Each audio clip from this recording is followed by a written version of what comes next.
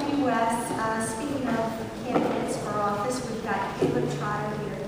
He's one of 5 libertarians who are currently running for office for Congress across Louisiana this year. So, Caleb Trotter, welcome.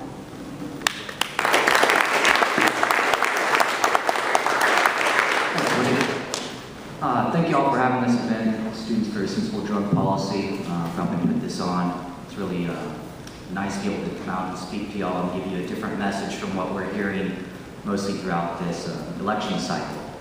I've been in New Orleans for about 10 years now. I moved here to come to Tulane, and through my experience there, really learned that this is now my home, and I really can't imagine a home anywhere else at this point.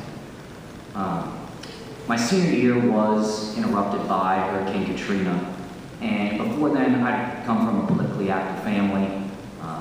They were Sandy Morgan supporters this year, but we take some heat over that. But sitting in exile up in Baltimore watching what was going on here in New Orleans, being forced to be away since I was still a student at the time, it's really when I started to realize what kind of trouble we were in with the federal government and the size that it is. And then being able to come back, finish out the semester, and then start working in the area. And I don't know how many of y'all are familiar with the political history of New Orleans and Louisiana and its corruption and just the gridlock. Once I saw from a federal level and started to really look into this, started to think and I started to read. I read a lot. And in 2008, discovered Ron Paul, discovered Reason Magazine, a number of different journalists and writers out there who are covering different issues. They're covering issues differently than what we hear. And I realized there were other people like me out there who saw the world and saw the future in a different way from what we're hearing on CNN or Fox News or through other various sources. And I've been writing for about a year and a half on local politics and kind of examining our current leaders from this area and what they're doing and what they're not doing, and was fortunate enough to have the opportunity to run this year with the focus on really bringing a different message to the 2nd District of Louisiana. They redrew the lines this year because Louisiana lost a seat after the last census. And so now District 2, it covers all of New Orleans except our immediate area right here. Well, it starts again about 4 blocks away. And Lakeview's cut out. So the rest of New Orleans, the West Bank, then we go up the river into North Baton Rouge. It's crazy boundaries that the district has, but it's primarily the New Orleans area. And what I found as I talked to people is they're very much open to hearing a different message. I think people in New Orleans realize with the level of poverty that we have, with the astronomical world-leading incarceration rate we have in Louisiana, that something needs to change and it needs to be significant. We can't continue to have the same ideas with different wrapping paper on them and get different results.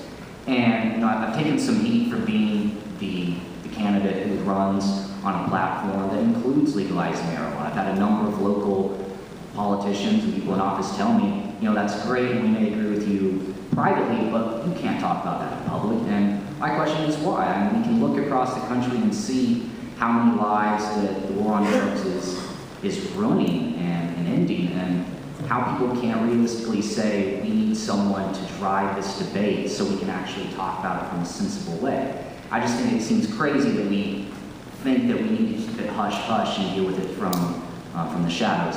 And I disagree with that, and that's one of the reasons why I'm running. A second issue is I know growing up in a conservative part of Oklahoma, I didn't have many friends who were homosexual. Moving to New Orleans, being in a school like Tulane, I met a lot of people who were very different from me. And I've been very encouraged about seeing the opportunities that we're developing in this country to really solve what I call a civil rights crisis going forward. We finally have an opportunity to really look at our friends whose relationships aren't necessarily traditional. We can finally look them in the eye and say, we're doing something to help level the playing field and end discrimination against you. And this is another thing that I'm really excited about, to be able to get this debate going in New Orleans as well. I'm sure you all know Louisiana is in general a very conservative state, but New Orleans is very different. I think that's why so many Tulane students end up staying, just because of how different it is from everywhere else. So to have that opportunity to really drive that conversation has been very encouraging as well. And then the last, but possibly the biggest reason why I decided to run is our federal budget. Now, Dr. Block, cover your ears for a second. I think we don't get a lot of traction on this issue, especially people under the age of 40s, because honestly, a lot of times economics can be boring. But I don't think that's a matter of the subject matter. It certainly is not. Because when you really look at it and you realize the impact that it has, not only on our day-to-day lives, but on the totality of our futures, it really is a driving force behind all of that. And you know, the people we have in office now are generally significantly older than us, and they're the ones that are continuing to kick the can down the road on seriously dealing with economic policy. And I can tell you that has to stop. We're the ones, those of us under 40, under 30, under 50, are paying for all of that. We're the ones whose backs all of that debt is riding on.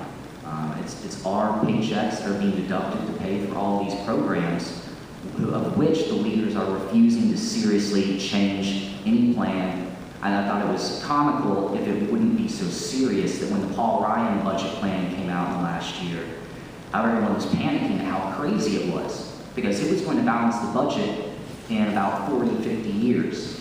Now, that doesn't sound crazy to me because it's so quick. That sounds crazy to me because I don't know if we'll have a sound economy that long. So I've been encouraged and, well, slightly encouraged, because it is a hard conversation to tell people that we don't have to raise taxes on the rich. It's something that we can approach from a spending issue.